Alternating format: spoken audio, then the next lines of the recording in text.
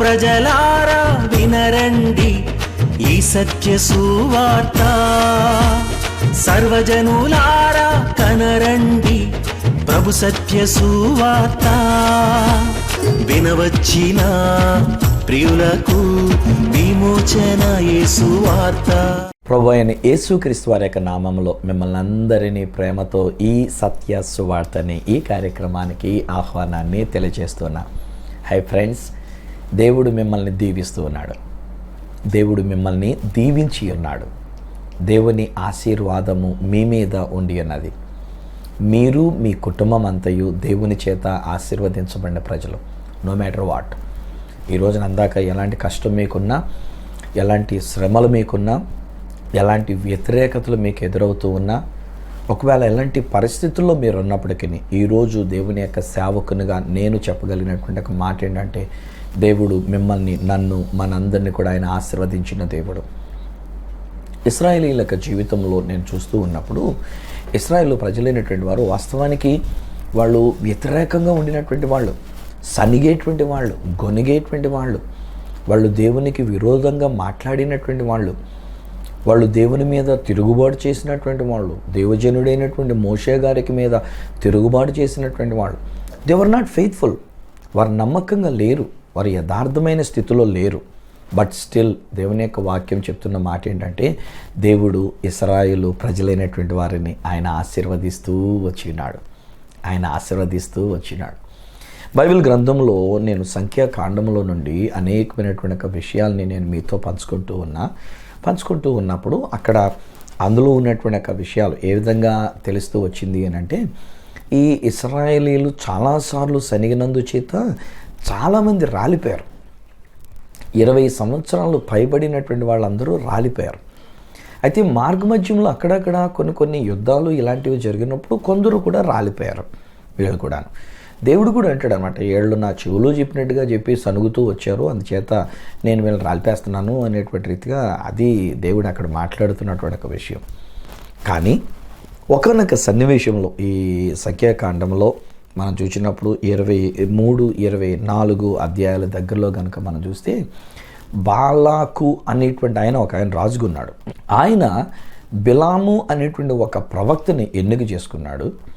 ఈ ప్రవక్తగాని పిలిపించుకొని ఈ ఇశ్రాయేలు ప్రజలైనటువంటి వారిని ఎన్ని చేసినా మనకి యుద్ధంలో జయము రావట్లేదు, మనం నెక్కలేకపోతున్నాము, వీళ్ళని ఏం చేద్దామబ్బా అనేటువంటి రీతిగా అనుకొని ఈ బిలాము అనేటువంటి ఒక ప్రవక్తని రప్పించి, ఇతడు మాట్లాడితే ప్రవక్త గనక తన మాట చొప్పున ఏమైనా జరుగుద్ది అనే ఉద్దేశంతో ఆయనకి ఎర్ర చూపించాడు. నాయన, నీకు కావలసినంత కానుకిస్తా, నా రాజ్యంలో సగం ఇమ్మంటే సగం ఇచ్చేస్తా, ఏది చేయాలో అది నీ కొరకు చేసి పెడతా, నీకు ఏది ఇవ్వాలంటే అది ఇచ్చి పెడతా, కానీ నువ్వు చేయవలసింది మాత్రం ఒక మాట చేయాలి. అదేంటనంటే, నేను చెప్పినట్టుగా ఈ ఇశ్రాయేలు ప్రజలైనటువంటి వారిని నువ్వు శపించాలి, వాళ్ళ మీద ఒక శాపవచనం పలకాలి, వాళ్ళు పాడైపోవాలి, వాళ్ళు నాశనం అయిపోవాలి, నేను యుద్ధానికి వెళ్ళినప్పుడు వాళ్ళు ఓడిపోవాలి. కనుక నువ్వు చేయాల్సిన పని, నీకు ఎంత కానుకైతే అంత కానుకిస్తాను, నువ్వు వెళ్ళి వాళ్ళని శపించు అనేటువంటి రీతిగా బాలాక్ అనేటువంటి ఆయన బిలాము అనేటువంటి ఒక ప్రవక్త విషయంలో చెప్తూ ఉంటాడు. బట్ అలా ఏం జరిగింది అని అంటే, ఈయన గారు నోరు తెరుస్తాడు, శపిద్దామని నోరు తెరుస్తాడు. ఎందుకంటే డబ్బులు తీసుకున్నాడు కదా, ఆయన దగ్గర కానుక తీసుకున్నాడు కదా. సో కానుక తీసుకున్నప్పుడు ఆయన చెప్పినట్టుగా మనం చేయాలి కదా. అందుచేత మెయిన్ గారు నోరు తెరిచి వాళ్ళని శపించడానికని మొదలు పెడుతూ ఉంటాడు, తిట్టడానికి మొదలు పెట్టడానికి నోరు తెరుస్తూ ఉంటాడు. వాడు ఏం జరుగుతుందనంటే, ఈయన తిడదామనుకున్నటువంటి మాటలు, శపిద్దామనుకున్నటువంటి ఒక మాటలు ఇవన్నీ దీవెనకరంగా వచ్చేస్తున్నాయి అంట బయటికి. ఈయనకు అర్థం కావట్లే, కొట్టుకున్నాడు, రే ఏంటి ఇలా వస్తున్నాయేంటి, నేను శపిద్దాం అనుకున్నాను కదా, ఇదేంటి దీవెన మాట కింద వచ్చేస్తుంది ఏంటిది, అలాగే సేపు అనుకున్నాడు, తటపడేస్తున్నాడు. ఏమవుతుంది, ఈలోగా రాజుగారు కూడా పిలుస్తుంటాడు, ఏమయ్యా ఏం చేస్తున్నావు, ఇదేంటిది, నేను నీకు డబ్బులు ఇచ్చింది ఎందుకు, నువ్వు చేస్తుంది ఏంటి, నేను ఆ ఇశ్రాయేలు ప్రజలను శపించమని చెప్పాను నిన్ను, కానీ నువ్వేంటి వాళ్ళని దీపిస్తూ కూర్చున్నావు, ఇన్నిసార్లు 3 సార్లు ఆల్రెడీ గమనించానయ్యా, నువ్వు వాళ్ళని దీపిస్తున్నావు, నువ్వు శపించలేదనంటే, అప్పుడు ఈ యొక్క బిలాం అనేటువంటి ఒక ప్రవక్త అంటాడనమాట, అయ్యా నీకు దండం పెట్టి చెప్తానయ్యా, ఏం చేయని చెప్పు, నేను శపిద్దామని నోరు తెరుస్తున్నాను, శపించాలని నేను అనుకుంటున్నాను, నా నోటంట ఒక శాపవచనం ఈ ఇశ్రాయేలీయుల మీద పలకాలి అని చెప్పేసి అని ఇది నేను అనుకుంటున్నాను. వాళ్ళు నాశనం అయిపోవాలని, వాళ్ళ బ్రతుకు పాడైపోవాలని, వాళ్ళ కుటుంబాలు నాశనం అయిపోవాలని, వాళ్ళు ఎవరికీ దీవెనకరంగా ఉండకూడదని, వాళ్ళు ఓటమి ఎదుర్కోవాలని, వారికి మరణం రావాలని, ఇలాంటి మాటలు పలకాలని నేను నోరు తెరుస్తున్నా. కానీ ఇశ్రాయేలీయులను దీవించుట యెహోవాకు మంచిది అని దేవుడు తెలియజేస్తున్నాడు. నాకు అర్థమైంది అదే. నేనేమో శపిద్దామని నోరు తెరుస్తున్నా, దేవుడేమో దాన్ని దీవెనగా మార్చేస్తున్నాడు. నేనేం చేయను? It's not in my hands. నా చేతుల్లో ఏమీ లేదు. నా మాటలు కాదు ఇవి, ఆ దేవుడు పలికిస్తున్నటువంటి ఒక మాటలు. స్నేహితులరా, ఈరోజు నేను కూడా ఒక మాట నేను ఆలోచన చేస్తున్నప్పుడు ఈ విషయాన్ని మీతో పంచుకోవాలని కోరుకున్నది ఏంటంటే, ఒక్కొక్కసారి మమ్మల్ని కూడా ఎవరన్నా పిలిచినప్పుడు అండి ఇలాగే చెప్తూ ఉంటారండి. నన్ను కూడా కొన్నిసార్లు అన్నారు, కొంతమంది అన్నారు. వాళ్ళు పిలిచినప్పుడు ఏమన్నారంటే, అయ్యా మీకు కావాల్సినంత కానుకిస్తాం కానీ మా యూత్ వాళ్ళు సరిగ్గా ఉండట్లేదు, వాళ్ళు 4 తిట్లు తిట్టండి, వాళ్ళు చిన్న సొరకలు వేయండి, వాళ్ళకి క్రిస్మస్ సొరకలు అన్నట్టుగా వాళ్ళకి కొన్ని సొరకలు వేయండి. మా పెద్దలండి, కొంతమంది పాస్టర్ గారు చెప్తూ ఉంటారు అన్నమాట, మా పెద్దలు నన్ను చాలా ఏడిపించి తినేస్తున్నారండి. మా పెద్దలు సరైన లోబడిన విధానం లేదు వాళ్ళ దగ్గర. సో మా పెద్దలను దృష్టిలో పెట్టుకొని మీ యొక్క వాక్యంలో 2 దెబ్బలు వాళ్ళు కూడా వేయండి, మా పెద్దలకు 2 దెబ్బలు వేయండి. ఇది కొంతమంది చెప్పేటువంటి ఒక మాటలు కదా. నేనైతే ఒక మాట చెప్తాను, ఐఎమ్ సారీ నైనా, సువార్తనే ప్రకటించడానికి నేను వచ్చాను. సువార్తని చెప్పడానికే నా ప్రభు నన్ను పిలిచాడు. చర్చిలో మాట్లాడవలసి వచ్చినా, బహిరంగంగా మాట్లాడవలసి వచ్చినా, టీవీలో నేను మాట్లాడవలసి వచ్చినా, ఎక్కడ నేను మాట్లాడవలసి వచ్చినా సత్య సువార్తనే చెప్తాను తప్ప సెటైర్లు వేసేటువంటి విషయం నాకొద్దు. ఎవరిని తిట్టేటువంటి విషయం కూడా నాకొద్దు. ఎవరిని తిట్టే విధంగా నేను ప్రసంగాలు నేను చేయలేను. నా పరిశుద్ధాత్ముడు నన్ను ఎలా నడిపిస్తే అలా చెప్తానండి. దయచేసి ఈ విషయంలో నాకు ఇంకేం చెప్పొద్దు నాయన, ఎవరిని గురించి నాకేం చెప్పొద్దు నాయన.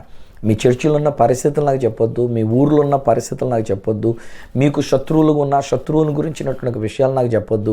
మీరు నన్ను పిలిచింది సువార్తను ప్రకటించడానికి. ఎక్కడికి వెళ్ళిన అందుకనే నేను మొట్టమొదటిగా తీసుకునేటువంటి ఒక వాక్యం ఏంటంటే, రోమీయులకు రాసిన పత్రిక 1వ అధ్యాయం 15-16 వచనాలు ఉన్నటువంటి మాటలు తీసి చెప్తా. కాగా నా వల్ల నైనంత మట్టుకు రోమాలు అని మీకును అంటాడు. ఏ ఊరు వెళ్తే ఆ ఊరి పేరు చెప్పి అక్కడ మీకును సువార్త ప్రకటించడానికి సిద్ధంగా ఉన్నా. సువార్తను గురించి నేను సిగ్గుపడు వాడను కాను. ఏలయనగా నమ్ము ప్రతి వానికి, మొదట యూదునికే కానీ గ్రీసు దేశస్తునికే కానీ రక్షణ కలుగ చేయుటకు సువార్త, అది దేవుని యొక్క శక్తి అయి ఉన్నది. So my concern is to proclaim gospel. సువార్తనే ప్రకటించ. ఏంటి సువార్త? నువ్వు సనిగినా దేవుడు నిన్ను క్షమించి నిన్ను బ్రతికిస్తున్నాడు. నువ్వు వ్యతిరేకంగా తిరుగుతున్నా దేవుడు నిన్ను క్షమించి నిన్ను బ్రతికించి ఉంచి ఉన్నాడు.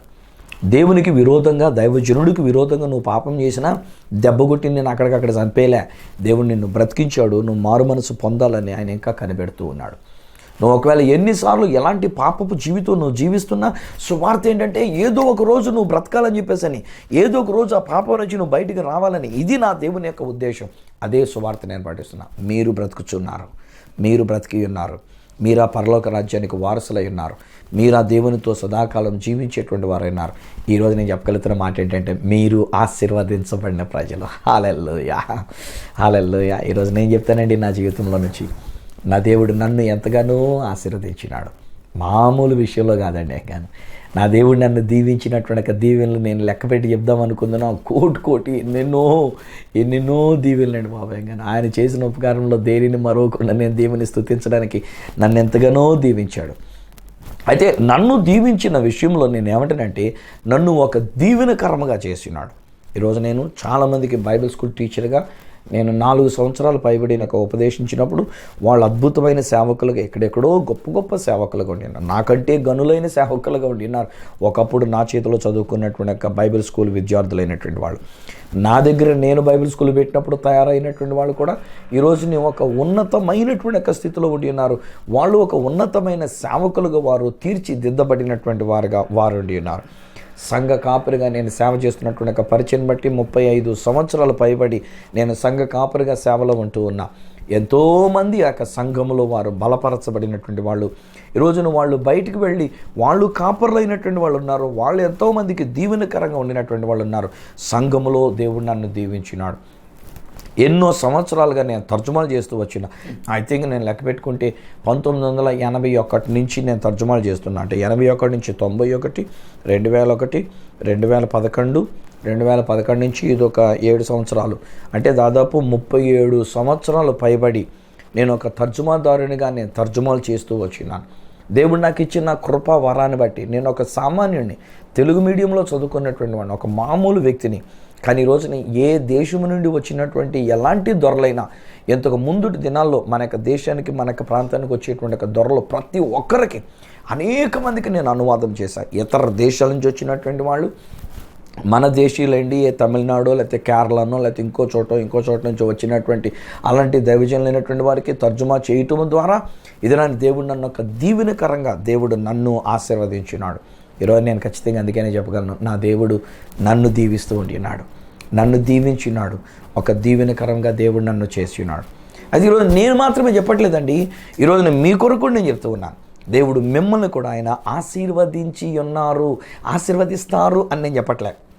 దేవుడు మనల్ని దీవిస్తారు అని నేను చెప్పట్లే. ఈరోజు నేను ఆ దేవుని యొక్క మాటను బట్టి నేను చెప్పగలిగినటువంటి విషయం ఏంటంటే, మీరు ఆశీర్వదించబడిన ప్రజలు. అమరే సిస్టర్ గారు, మీరు మీ కుటుంబం ఆశీర్వదించబడిన వారమ్మా, మీ కుమార్తె ఆశీర్వదించబడిన కుమార్తె అమ్మా, మీ బిడ్డలు ఆశీర్వదించబడిన వారమ్మా, నీ భర్త ఆశీర్వదించబడిన వ్యక్తి అమ్మా, నీ భర్తను కూడా దేవుడు ఆశీర్వదించినాడు. సిస్టర్ గారు, మీ విషయంలో కూడా నేను చెప్తున్నా, బ్రదర్, ఒకవేళ మీ భార్యను గురించి మీరు ఏదో తక్కువగా అనుకుంటున్నారు, కానీ నేను చెప్తున్నాను, ఈ రోజుని సిస్టర్ గారిని దేవుడు ఆశీర్వదించినాడు, ఆమెను దేవుడు దీవించి అనేక మందికి దీవెనకరంగా చేస్తున్నాడు. Don't feel jealousy. నాకంటే ఎక్కువ ఆమె వాడబడ్డం ఏంటి, ఆమె ఊరికే మీటింగులకి అన్నట్టుగా వెళ్ళటం ఏంటి, ఎక్కడెక్కడికో సేవకంటే ఏరిపోతుంటుంది. ఏమందాను సేవకి వెళ్ళినంత మాత్రాన్ని మన ఇంట్లో ఏమైనా ఒరిగిందా, మన ఇంట్లో ఏమైనా జరిగిందా, ఇలాంటి మాటలు మాట్లాడొద్దు, సనగొద్దు, ఇలాంటి వ్యతిరేక మాటలు మాట్లాడద్దు. నేను చెప్తున్నా, ఆమె ద్వారా, సహోదరి ద్వారా, అనగా నీ భార్య ద్వారా దేవుడు మిమ్మల్ని, మీ కుటుంబాన్ని ఆశీర్వదించినాడు. యవన బిడ్డలు, మీకు నేను చెప్తున్నాను, దేవుడు మిమ్మల్ని ఆశీర్వదించి ఉన్నాడు. ఆశీర్వదిస్తాడు కాదురా రే, నా భాష, నా మాట ఆశీర్వదిస్తాడనే ఫ్యూచర్ టెన్స్ కాదు. నా భాష ఆశీర్వదిస్తాడని చెప్పే పొలిటికల్ లాంగ్వేజ్ కాదు, పొలిటికల్ స్పీచ్ కాదు. నా భాష బైబిల్ స్పీచ్, సత్య సువార్త. ఏంటి అని అంటే, మిమ్మల్ని ఆశీర్వదించి ఉన్నారు, మిమ్మల్ని దీవించి ఉన్నారు. ఇశ్రాయేల్ ప్రజల విషయంలోనే కనుక మనం చూసినట్లయితే ప్రియ స్నేహితులారా, ఆనాడు ఇశ్రాయేలీలైనటువంటి వాడిని ఐగుప్తు నుంచి దేవుడు తీసుకుని వచ్చాడు. చచ్చిపోయిన వాళ్ళు చచ్చిపోయారు, రాలిపోయిన వాళ్ళు రాలిపోయారు, మనస్తత్వం రాలిపోయింది. 20 సంవత్సరాలు పైబడినటువంటి వాళ్ళు ప్లస్ 40 సంవత్సరాలు ప్రయాణం చేస్తున్నారు కనుక దాదాపు 60 సంవత్సరాల లోపు ఉండినటువంటి వాళ్ళు ఈ దేశంలోనికి వచ్చినారు. దీవించలేదా దేవుడు వాళ్ళని? అక్కడ ఉన్నటువంటి వాళ్ళందరినీ కూడా తోలివేసి ఆ దేశాన్ని వాళ్ళు స్వతంత్రించుకుంటారుగా, నేను మీకు ఇచ్చుచున్న దేశం అని చెప్పినట్టుగా ఇవ్వలేదా వాళ్ళకి? ఆ దేశాన్ని ఇచ్చినాడు. ఆ దేశాన్ని వాళ్ళు స్వాధీనం చేసుకున్నారు, బబులోనికి చెరగెళ్ళిపోయారు. అప్పుడు ఏంటంటే 70 సంవత్సరాల తర్వాత మరలా మిమ్మల్ని తీసుకొస్తానని, 70 సంవత్సరాల తర్వాత దానియేలు గారి వాళ్ళు ప్రార్థన చేయగా వారి యొక్క ప్రార్థన ఆలకించి దేవుడు మరలా అంచెలంచెలుగా ఇశ్రాయేల్ ప్రజలైనటువంటి వారిని బబులోను చెరలో నుంచి తీసుకొని రాలేదా? తీసుకొని వచ్చినాడు. వాళ్ళు మరలా దేశంలో నిలబెట్టి ఉన్నాడు. యేసు ప్రభు కాలం వరకు వాళ్ళ దేశం నుండి వాళ్ళు జీవిస్తూ వచ్చినటువంటి వారు. యేసు ప్రభు చనిపోయిన తర్వాత, తిరిగి లేచిన తర్వాత 40 సంవత్సరాలకి వాళ్ళకి అక్కడ శ్రమ, కష్టం, హింస అనేటువంటిది వచ్చినప్పుడు ప్రపంచ దేశాలకే వాళ్ళు చెదిరిపోయారు. మళ్ళీ తిరిగి వస్తారన్న నమ్మకం లేదండి నిజానికి. అంతకు ముందైనా నమ్మకం ఉంది, కానీ ఇప్పుడు మాత్రం వాళ్ళు తిరిగి వస్తారనేటువంటి నమ్మకం అనేటువంటిది లేదు. ఎక్కడికక్కడే దేశాల్లో స్థిరపడిపోయారు, అయిపోయింది అక్కడితోటి వాళ్ళ జీవితం. కానీ దేవుడు మాట ఇచ్చిన ప్రకారంగా యూదులు తిరిగి వచ్చేదరని ప్రభు సెలవిచ్చినట్లు, గెద్ద రెక్కల మీద మిమ్మల్ని తీసుకొస్తానన్నట్టుగా, ఆ రోజుల్లో విమానాలు ఉంటాయి అనేటువంటి ఆలోచన కూడా లేనప్పుడు రెక్కల మీద మిమ్మల్ని తీసుకొస్తానని చెప్పినట్టుగా రెక్కలు చాపుకొని ఎగురు వచ్చినటువంటి ఒక విమానాలలో వాళ్ళు టెల్ అవీవ్కి వచ్చి వాళ్ళు అక్కడ దిగుతూ ఉంటుంటే, వాళ్ళు ఇశ్రాయేలీలైనటువంటి వారు, యూదులైనటువంటి వాళ్ళు, ఎక్కడెక్కడ ప్రపంచ దేశాలు ఉన్నటువంటి వాళ్ళు అందరూ ఆల్మోస్ట్ ఇక ఏ దేశంలో కూడా ఇంకెవరు మిగిలిన్న వాళ్ళు లేరేమోనండి. ఒకవేళ ఎక్కడైనా అడపదడప చేతుల్లో ఎక్కట్టగలిగినటువంటి మంది ఒకవేళ ఏమైనా ఉన్నారేమో తప్ప, మిగిలినటువంటి వాళ్ళందరూ కూడా ఈ దేశానికి వచ్చి ఆ దేశాన్ని వాళ్ళు స్వతంత్రించుకోలేదా? ఆ ఇజ్రాయెల్ భూభాగాన్ని వాళ్ళు స్వతంత్రించుకోలేదా? ఇన్ని వేల సంవత్సరాలుగా ఆక్రమించుకొని జీవించినటువంటి వారిని ప్రక్కకు తొలగించి వాళ్ళ యొక్క దేశం, వాళ్ళ యొక్క పెద్దలకు దేవుడు వాగ్దానం చేసిన ప్రకారంగా ఆ దేశంలో వారు నివాసం ఉండలేదా? ఆ దేశంలో నివాసం ఉండటం మాత్రమే కదండి, ఈరోజు ఇశ్రాయేలీల యొక్క చరిత్రను గురించి కనుక మనం తెలుసుకున్నట్లయితే నోబెల్ బహుమతిని పొందుకున్నటువంటి వాళ్ళు అనేక మంది ఇశ్రాయేలీలు. ఈనాడు టెక్నాలజీ విషయంలో బాగా ప్రథమ స్థానంలో ఉండినటువంటి వాళ్ళు ఇశ్రాయేలీలు. ఈనాడు అదే ఇజ్రాయెల్ దేశంలో యూనివర్సిటీలు అనేటువంటి వాటిలో అతి టాపెస్ట్ యూనివర్సిటీస్ ఉన్నటువంటిది ఆ యొక్క ఇజ్రాయెల్ దేశంలోనే. Weizmann's University, Hebrew University, Jerusalem University, ఇలాగ వివిధమైనటువంటి ఒక యూనివర్సిటీలు కలిగినటువంటి ఆ యొక్క ప్రదేశం ఇజ్రాయెల్ దేశం అనేటువంటి ఒక దేశం. ఇది అన్ని రంగాలలో కూడా అత్యున్నతమైనటువంటి స్థానంలో, మిలిటరీ అయితే మిలిటరీ, జ్ఞానం అయితే జ్ఞానం, టెక్నాలజీ అయితే టెక్నాలజీ, యుద్ధం చేసేటువంటి విషయంలో అయితే యుద్ధం చేసేటువంటి విషయాలు, ప్రతి దానిలో కూడా వాళ్ళ దగ్గర ఉన్నటువంటిది. ఆ మధ్యలో ఎప్పుడో నేను చాలా కాలం క్రితం నేను ఇంగ్లాండ్ దేశానికి వెళ్ళి తిరిగి వస్తుంటే మొత్తం మా దగ్గర ఉన్నటువంటి సీసాలు, బాటిల్స్, చివరికి పాలు తాగేటువంటి పాల సైతం తీసేశారు. ఏంట్రా అని చెప్పేసి నేను ఎంక్వైరీ చేస్తే తెలిసిన విషయం ఏంటంటే లిక్విడ్ బాంబు ఒకటి తయారైందని తెలిసిందంట. అనగా నీళ్ళ లాంటి ద్రవ రూపంలో ఉండినటువంటి ఒక బాంబు. అందుచేత ఈవెన్ పిల్లలకు పాలు ఇచ్చేటువంటి ఒక పాలు కూడా అక్కడే తీయించేశారు. గొట్ల కింద పడిపోయాయండి.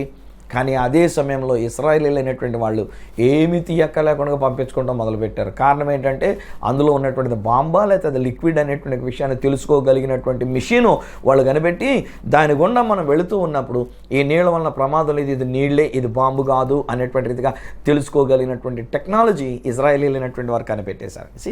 అన్ని విషయాల్లో వాళ్ళు దీవించబడి ఉన్నారు. ఈవెన్ ఈ రోజు కూడా నేను చెప్తాను స్నేహితులారా, ప్రపంచ వార్తలు ఇజ్రాయెల్ గురించి లేకుండా వార్తలే లేవండి అసలు ఏమాత్రం. ఈనాడు ఇజ్రాయెల్లో జరుగుతున్న ఏ చిన్న కదలికైనా ప్రపంచ వార్తలకి ఒక ప్రాముఖ్యతను తెచ్చేటువంటి కదలికలుగా ఉంటూ ఉన్నాయి. ఆ మధ్యలో ట్రంప్ ఆయన తన యొక్క ఎంబసీని టెల్ అవీవ్ నుంచి తీసుకుని వచ్చి యెరూషలేంలో పెట్టినప్పుడు గడగడలాడిపోయారు జనమందరూ కూడా. ప్రపంచం అంతా కూడా దాని మీదే ఫోకస్ పెట్టుకుంటూ మాట్లాడుకుంటూ వచ్చినటువంటిది. సో ఈ దినాన్ని ఆలోచన చేసినట్లయితే for everything Jerusalem and Israel has become a great blessing to the people. ఈరోజు నేను కూడా చెప్తా స్నేహితులారా, ఎన్నిసార్లు వెళ్ళొచ్చినటువంటి వాడుగా నేను ఆ ఇజ్రాయెల్ దేశానికి వెళుతూ ఉన్నప్పుడు, నేను ఆ ఇజ్రాయెల్ ప్రజలను చూస్తున్నప్పుడు నాకున్న గుండె చప్పుడు ఏంటంటే వస్తానని చెప్పిన నా యేసయ్య రాకడ ఎంత సమీపించిందో ఆ ఇజ్రాయెల్ని చూస్తేనే నాకు తెలుస్తూ ఉంది. ఇశ్రాయేలీయులు నాకు కూడా ఒక దీవెనకరంగా ఉండి ఉన్నారు. దాదాపు అనేక దినాలుగా నేను ఇశ్రాయేల్ గురించే నేను మాట్లాడుతూ వచ్చిన ఇన్ని వర్తమానాల్లో ఇశ్రాయేలీయులు మనకొక దీవెనకరంగా ఉన్నారు, మనకొక పాఠ్యాంశం ఉండి ఉన్నారు. వాళ్ళను చూచి మనం నేర్చుకునేది ఏంటంటే మనం సనగకూడదు, మనం చెడ్డ మాట మాట్లాడకూడదు, మనం వ్యతిరేకంగా ఉండకూడదు, మనం తిరుగుబడతనంగా ఉండకూడదు. దేవుడు మనకిచ్చిన వాగ్దత్త దేశంలోనికి ప్రవేశించడానికి మనం మాట్లాడుతూ దేవుని స్తుతించే వారంగా ఉండాలి. ఎన్నెన్ని సబ్జెక్టులు మనం నేర్చుకున్నామో, ఎన్నెన్ని విషయాలు నేర్చుకుని ఉన్నామో ఈరోజు నేను చెప్తున్నా.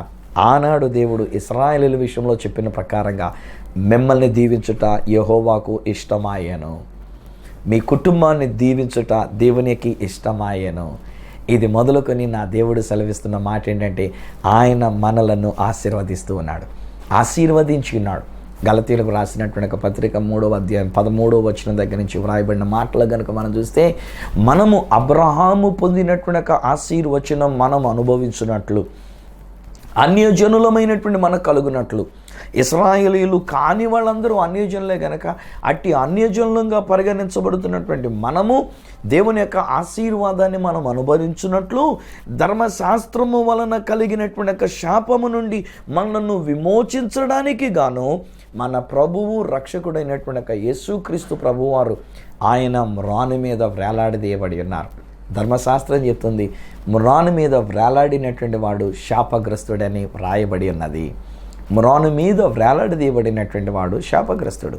కానీ నా యేసయ్య నా కొరకు ఒక ఎత్తడి సర్పముగా ఆయన మ్రాను మీద వేలాడదీయబడి ఉన్నాడు. నా శాపాన్ని తన మీద వేసుకొని తానే శాపమై ఆ యొక్క శిలువ మ్రాను మీద ఆయన వేలాడదీయబడి ఉన్నాడు. నా పాపాన్ని తన మీద వేసుకొని తానే పాపమై నా కొరకు ఆ యొక్క శిలువ మ్రాను మీద ఆయన వేలాడదీయబడి ఉన్నాడు. ఈ రోజున ఆయన చెప్తున్న మాట ఏంటంటే, నీ శాపాన్ని నా మీద వేసుకున్నాను కనుక నీవిక శాపగ్రస్తుడవు కావు, నీవిక శాపము క్రింద ఉన్న వ్యక్తివే కావు. నా ఆశీర్వాదం నేను నీకు ఇస్తూ ఉన్నాను, నీవు ఆశీర్వదించబడిన వ్యక్తివే. హే ఫ్రెండ్స్, ఈరోజుని ఈ నా మాటలు వింటూ ఈ నా మాటలు వీక్షిస్తున్నటువంటి మీతో నేను పంచుకుంటూ ఉన్నా. You are never a cursed person. మీకే నేను చెప్తున్నా, మీరు శాపం పొందినవారు కారు, మీరు శాపగ్రస్తులు కారు, మీరు శపింపబడిన వారు కారు. అఫ్కోర్స్ వాస్తవానికి శాపం అనేటువంటిది మన మీద ఉంది అని సాతాను గాడు చూపిస్తూ ఉన్నాడు. వాస్తవానికి ఇది శాపం, ఇది శాపం, అది శాపం, అది శాపం అని చెప్పేసి అని వాడు మన మీద ఈ శాపాలన్నీ కూడా రుద్దడానికి కూడా ప్రయత్నం చేస్తున్నాడు. కానీ ఈరోజు ఈ సత్య సువార్త ఏంటంటే ఆ శాపములన్నీ కూడా యేసు తన మీద వేసుకొని ఉన్నాడు. శిలువ మ్రాను మీద మేకులతో కొట్టేశాడు. మన మీద ఉన్న శాపమంతా ఆయన తీసివేసినాడు. ఈరోజున అదే యేసయ్య మనతో మాట్లాడుతున్న మాట ఏంటంటే, మిమ్మల్ని దీవించటం నాకు ఇష్టం, మిమ్మల్ని ఆశీర్వదించడానికే నేను ఈ లోకంలోనికి వచ్చినాను. మిమ్మల్ని ఆశీర్వదించడానికి నేను ఆ శిలువ మ్రాను మీద శాపముగా వేలాడదీయబడి ఉన్నాను. మిమ్మల్ని ఆశీర్వదించడానికే నేను ఆ మరణాన్ని పొందుకొని ఉన్నాను. నేను శాపముగా చేయబడి ఉన్నాను. నా హియర్ ఆఫ్టర్ డోంట్ వర్రీ. మీ శాపాన్ని గురించి మీరు ఆలోచన చేయవద్దు. మీరు శాపం పొందుకున్నవారని అనుకోవద్దు. మీరు శపింపబడిన వారని అనుకోవద్దు. ఏది కూడా మీకు శాపము కాదు అని నా దేవుడు సెలవిస్తున్నాడు. ఈ రోజున మీతో ఈ మాట చెప్పడానికే నా దేవుడు నన్ను మీ ముందుకు పంపి ఉన్నాడు. ఈ ఉదయకాల సమయంలో ఈ సత్య సువార్త అనేటువంటి ఒక కార్యక్రమం ద్వారా దేవుడు నా ద్వారా పలికిస్తున్న మాట ఏంటంటే, మీరు ఆశీర్వదించబడిన ప్రజలు, మీరు ఆశీర్వదించబడినటువంటి వారు. ఒకప్పుడు మన మీద శాపముగా ఉంచబడినది, కానీ ఇప్పుడు నా దేవుడు అంటాడు కదా, ఆ శాపాన్ని దేవుడు ఆశీర్వాదంగా మార్చివేసినాడు. ద్వితీయోపదేశకాండం ఐ థింక్ 25వ అధ్యాయం అనుకుంటాను, అక్కడ మాట్లాడుతున్నటువంటి ఒక మాటలో చెప్తాడు. అక్కడ దేవుడు మనను ప్రేమించుకున్నాడు గనక మన మీద ఉండినటువంటి ఒక శాపం, మన మీద పలకబడిన శాపాన్ని ఆశీర్వాదంగా మార్చేశాడంట. ఇక్కడ చూడండి, బిలాం అనేటువంటి ఒక ప్రవక్త డబ్బులు తీసుకొని, కానుక తీసుకొని శపించడానికి అనేటువంటి రీతిగా మొదలు పెట్టడానికి ప్రయత్నం చేశాడు. నోరు తెరిచి శపించడానికి ప్రయత్నం చేస్తున్నాడు. నోరు తెరిచి మాట్లాడేది ఏంటంటే, నువ్వు చెడిపోయిన వ్యక్తివి, నువ్వు నరకానికి పోయేటువంటి వ్యక్తివి, నువ్వు నాశనం అయిపోతున్నటువంటి వ్యక్తివి, నీ జీవితంలో నువ్వు యొక్క బాగుపడవు, నీ బ్రతుకులో నీవు యొక్క బాగుపడవు, నువ్వెవరికి ప్రయోజనకరంగా ఉండవు. ఇలాంటి మాటలు మాట్లాడాలనుకున్నాడండి. నేను ఇప్పుడు మాట్లాడలేదు సో అలాంటి మాటలు ఇలా అనుకున్నాడని చెప్పేసి నేను అంటూ ఉన్నాను, అంతే తప్ప నేను మిమ్మల్ని అనట్లే. మీరందరూ కూడా దేవుని చేత ఆశీర్వదించబడిన వారు అయినప్పుడు హౌ డేర్ నేను మిమ్మల్ని అలా అనడానికి నాకెంత గుండెలవి? నో, నేను అలా అనలేను. దేవుడు చెప్పిన మాటే నేను మీతో చెప్తున్నా. మీరు ఆశీర్వదించబడిన ప్రజలు, మీ కుటుంబం ఆశీర్వదించబడి ఉన్నది. రమా సిస్టర్ గారు, నేను చెప్తున్నా, ఏ అమ్మాయి వలనైతే మీకు చెడ్డ పేరు వచ్చిందని మీరు అనుకుంటున్నారో, ఈరోజు నేను చెప్తున్నా రాసుకోండి, అదే అమ్మాయి మీ ఇంటిలో ఒక దీవెనకరంగా ఉంటుంది. అరే పాప, నీకే నేను చెప్తున్నా, బహుశా మీ ఇంట్లో వాళ్ళు నేను తోలనాడేశారు, పనికిరావనేశారు, చెడిపోయామన్నారు, నిన్ను గురించి చెడ్డగా తిట్టుకున్నారు, నువ్వు మా ఇంటికి తలవంపులు తెచ్చిపెట్టావు, మా కుటుంబానికి చెడ్డ పేరు తెచ్చిపెట్టావు అని చెప్పేసి అని తోలనాడి ఉన్నారు. కానీ ఈరోజు నేను చెప్తున్నా, నిన్ను దేవుడు దీవించాడమ్మా. అరే పాప, నిన్నేరా దేవుడు దీవించింది, నీ గురించి నేను మాట్లాడుతున్నా. పాప అన్న అని చెప్పేసి మరీ చిన్నపిల్ల కాదు నేను మాట్లాడుతుంది, పెద్ద ఆమెగా ఉన్నటువంటి మీతోటే నేను మాట్లాడుతున్నాను. నాకంటే వయసులో మీరు చిన్నవాళ్ళు కనుక పాప అని నేను పిలవగలిగాను. ఈరోజు మీతో దేవుడు మాట్లాడుతున్నటువంటి మాట ఏంటంటే, మిమ్మల్ని దేవుడు ఆశీర్వదించినాడు. బహుశా నీ బ్రతుకు ఒకప్పుడు పాడైపోయినటువంటిది, బహుశా నీ జీవితంలో ఒకప్పుడు ఎన్నో దెబ్బలు తిని ఉన్నావు, నువ్వు దేవునికి దూరం అయిపోయి ఉన్నావు, నీ జీవితంలో బహుశా చాలా నష్టపోయినటువంటి పరిస్థితులు ఉండి ఉన్నావు. నిజాన్ని చెప్పాలంటే దేవునికి దూరంగా, విరుద్ధంగా, దేవునికి ఇష్టము కాని జీవితాన్ని జీవించావు. డజంట్ మ్యాటర్ అమ్మా, అది ఒకప్పటి జీవితం. ఈరోజు యేసు యొక్క ఆశీర్వాదం నీ మీదకి వస్తుంది, ఆ దేవుని యొక్క ఆశీర్వాదం నీ మీదకి వచ్చినది. ఆ దేవుడు నీతో మాట్లాడుతున్నటువంటి మాట ఏంటంటే, ఇది మొదలుకొని నీవు ఆశీర్వదించబడిన వ్యక్తివి. ఈరోజు మొదలుకొని నీవు ఆశీర్వదించబడిన వ్యక్తివి. బ్రదర్, మీకు కూడా నేను చెప్తున్నాను బ్రదర్, నేను ఒక పాపాన్ని పిలిచానని చెప్పేసి, అయ్యో ప్రభా, నా గురించి కూడా మాట్లాడితే ఎంత బాగుండిపోను ప్రభా, నా జీవితం కూడా ఇలాగే చెడిపోయింది నాయన, నా జీవితం అంతా పాడైపోయింది, చిందరవందర అయిపోయింది, ఒక్కళ్ళు చింపినటువంటి ఒక విస్తరలాగా అయిపోయింది నా బ్రతుకంతా అనుకున్నాను, నా బ్రతుకంతా చిన్న భిన్నం అయిపోయింది, నా గురించి కూడా ఏదైనా ఒక మాట వస్తే బాగుండు నువ్వు అనుకుంటున్నావు. ఇలా అనుకుంటున్న వ్యక్తిగా నీ గురించి నేను మాట్లాడుతున్నాను బ్రదర్. ఎవరి జీవితం అయితే చెడిపోయిందని నువ్వు అనుకున్నావో, ఎవరైతే నీ జీవితంలో చిరిగిన విస్తరాన్ని నువ్వు అనుకుంటున్నావో, ఎవరైతే నీకు జీవితంలో చెడిపోయి నా బ్రతుకంతా నాశనం అయిపోయింది, నా పరువంతా పోయింది, నా పేరు పోయింది, నేను పనికిరాకుండా అయిపోయినని నువ్వు అనుకున్నావో, అలాంటి నీ గురించే దేవుడు మాట్లాడుతున్నాడు. ఇది మొదలుకొని యెహోవా నిన్ను ఆశీర్వదించినాడు, నిన్ను ఆశీర్వదించినాడు. యేసు క్రీస్తులో నీవు ఆశీర్వదించబడి ఉన్నావు. యేసు క్రీస్తుని బట్టి నువ్వు ఆశీర్వదించబడినావు. నీ మీద ఉన్న శాపం తొలగిపోయింది. నేను డిక్లేర్ చేస్తున్నా, మాట నమ్మండి. ఈ రోజు నుంచి మీ జీవితం చూడండి ఎలా ఉంటుంది అనేటువంటి ఒక విషయం. ఈ రోజు నుంచి ఎటువంటి ఆశీర్వాదకరంగా మీరు ఉంటున్నారు మీరే చూసుకుందరు. కానీ మళ్ళీ నాకు ఫోన్ కూడా చేయనక్కర్లే, మీరు నాకు ఫోన్ చేసి కూడా చెప్పనక్కర్లే, నాకు అక్కర్లేదు కూడా. ఎందుకంటే నేను మళ్ళీ గర్వేస్తానేమో లేనిపోయింది అలాంటి మాటలు విన్నా కాడి నుంచి నాకు అలా ఫోన్ కూడా చేయనక్కర్లే. కానీ ఈరోజు నేను చెప్తున్నా, దేవుడు నిన్ను ఆశీర్వదించినాడు. దేవుడు మిమ్మల్ని ఆశీర్వదించటది దేవునికి ఇష్టమైనటువంటి ఒక విషయం. దేవుడు ఆశీర్వదించాలనుకున్నాడు, ఎవడండి దాన్ని ఆపగలిగినటువంటిది? దేవుడు దీవించాలనుకున్నప్పుడు ఎవరండి దాన్ని మార్చగలిగినటువంటిది? ఈరోజు బిలామా ప్రవక్త, ఇంకొక దైవజనుడా, ఎవరు ఎన్ని మాటలు పలికినా, ఎవరు ఎటువంటి శాపనార్థాలు పలికినా, నువ్వు పాపిష్టి జనాంగం, నువ్వు చెడిపోయిన వ్యక్తివి, నువ్వు నాశనానికి పోతున్నావు, నువ్వు నరకానికి పోతావు, నీ బ్రతుకులో నువ్వు మారవని చెప్పిన ఎవరు ఎన్ని మాటలన్నా, ఈరోజు నేను చెప్తున్నా, దేవుని యొక్క మాటను బట్టి, ఈ సత్య సువార్తను బట్టి నేను చెప్తున్నా, నీవు ఆశీర్వదించబడిన వ్యక్తివి. దేవుడు నిన్ను ఆశీర్వదించడానికి ఇష్టపడి ఉన్నాడు. ఇది మొదలుకొని దేవుడు నిన్ను ఆశీర్వదించినాడు. ఇంతవరకు నీ మీదుండిన శాపాన్ని ఆయన ఆశీర్వాదముగా ఆయన మార్చివేసినాడు. హల్లెలూయా. తండ్రి నీకు వందనాలు చెల్లిస్తున్నాం నాయన. ఈ బిడ్డలు కన్నీటితో ఉండి ఉన్నారు, నలిగిపోతూ వచ్చినారు. తప్పు జరిగింది నాయన, పాపం ఏదో చేసినారు నాయన, నీకు విరుద్ధంగా జీవించినారు నాయన. శాపానికి గురైనటువంటి బిడ్డలే నాయన, వారి మాట వలనో, వారి క్రియ వలనో, వారి యొక్క ప్రవర్తన వలనో నాయన నీకు విరోధముగా జీవించారు. కరెక్టే, సైతాన్ గాడు మా మీద నేరం మోపుతూ మమ్మల్ని ఇంకా శాపగ్రస్తులుగా చేయడానికి ప్రయత్నం చేస్తున్నాడు. ఇంకా మేము శాపగ్రస్తులమని మాకు తెలియచెప్పడానికి చూస్తున్నాడు. కానీ ఈరోజు ఈ సత్య సువార్త ఏమనగా మీరు మమ్మల్ని ఆశీర్వదించినారు. ఆనాడు ఇశ్రాయేలు ప్రజలను శపించమని బాలాక్ అనేటువంటి ఆయన బిలాం అనేటువంటి ప్రవక్తకు డబ్బులు ఇచ్చి మరి శపించడానికి అని చెప్తే నాయన మీరైతే ఆ శాప వచనాన్ని ఆశీర్వాదంగా మార్చేశారు నాయన. నోరు తెరిచి ఆయన శపిద్దాం అనుకున్నాడు, డబ్బులు తీసుకున్నాను కదా, కానుక తీసుకున్నాను కదా, వీళ్ళు శపించాలని అనుకున్నాడు. కానీ ఆ శాపాన్ని మీరు ఆశీర్వాదంగా మార్చివేసినారు. ఈ దినాన్ని వీరి మీద ఉన్న శాపము కూడా నువ్వు ఆశీర్వాదంగా చేసేసావు.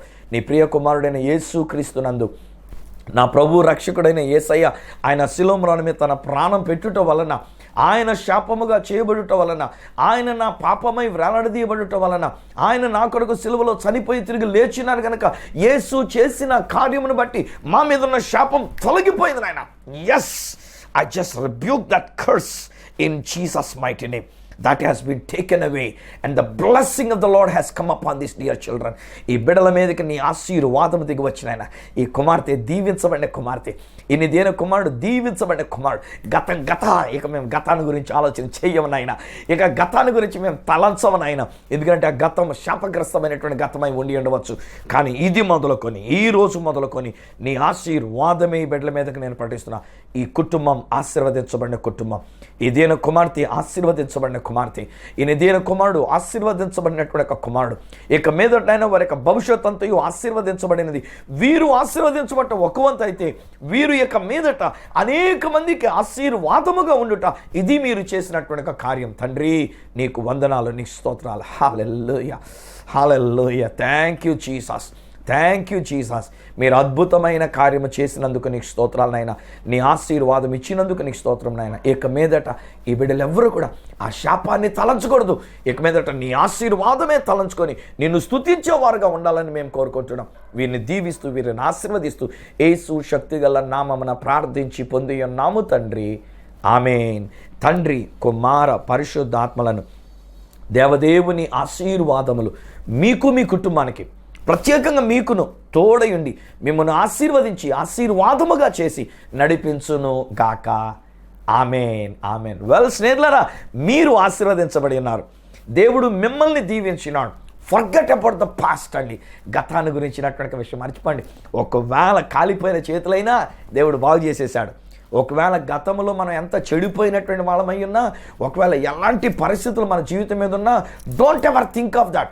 ఒకవేళ ఎవరైనా మీకు అది జ్ఞాపకం చేసినా పట్టించుకోవద్దు, అసలుకైనా దాని గురించి లెక్క చేయొద్దు. ఎందుకంటే ఈరోజు నేను చెప్తున్నా, దేవుని యొక్క వాక్యాన్ని బట్టి నేను చెప్తున్నా, మీరు ఆశీర్వదించబడిన ప్రజలు. హల్లెలూయా. నాకైతే గగురుపాటుకుందండి బాబాయ్ గారు, ఒళ్ళు జలతరిస్తుందండి. ఎందుకంటే నేను చూడగలుగుతున్నా మిమ్మల్ని ఆశీర్వదించబడిన వ్యక్తిగా నేను మిమ్మల్ని చూస్తున్నా, ఆశీర్వదించబడిన కుటుంబముగా నేను మిమ్మల్ని చూస్తున్నా. మీరే సిస్టర్, అంటే మీరే పాప, మీకే నేను చెప్తున్నా. బ్రదర్, మీకు కూడా నేను చెప్పాను. ఈ రోజున మీరు, నేను, మనమందరం ఆశీర్వదించబడిన ప్రజలం. అందుకని అంటాడు, ఆశీర్వదించబడిన వారలారా రండి, మీ కొరకు వాగ్దానం చేసిన ఆ యెరూషలేము అప్పుడు వాళ్ళకి ఇచ్చాడు, ఇప్పుడు మనకి ఆ పరలోక రాజ్యాన్ని దేవుడు ఇస్తున్నాడు. మరి మీరు పొందుకున్న మేలులు ఒకవేళ నాతో పంచుకోవాలి అనుకుంటే పంచుకోండి, వద్దనుకుంటే పర్లేదులేండి. ఒకవేళ మీరు పంచుకుంటే నేనేం చేస్తాను, మీతో కలిసి నేను కూడా దేవుని స్తుతిస్తాను అనమాట. ఎంతగా నేను ప్రయాసపడి వాక్యం చెప్తున్నాను కదా ప్రభువా, ఈ వాక్యం ద్వారా ఎంతమంది ప్రజలు ఇన్ని ప్రాంతాల్లో, ఇన్ని జిల్లాలలో నాన్న నిన్ను గూర్చిన సత్య సువార్తను వాళ్ళు విని ఉన్నారు.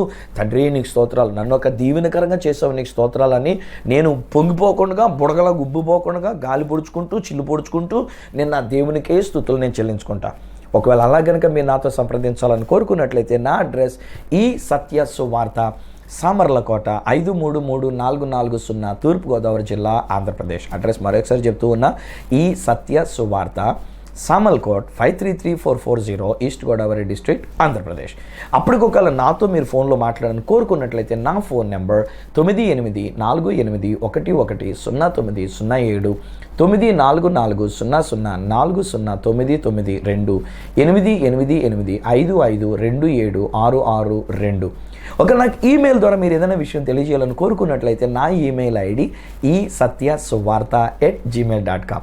మళ్ళీ రేపటి దినాన్ని ఈ సత్య సువార్త కార్యక్రమంలో మిమ్మల్ని కలుసుకొని మరొక అద్భుతమైన సువర్తమానంతో మీ ముందుకు వచ్చేటంత వరకు మిమ్మల్ని, నన్ను, మన కుటుంబాన్ని ఆశీర్వదించిన దేవదేవుని చేతులకే మిమ్మల్ని అప్పగిస్తూ మీ దగ్గర సెలవు తీసుకుంటున్న మీ ప్రియ సహోదరుడు ఈ సత్య సువార్త రాజు.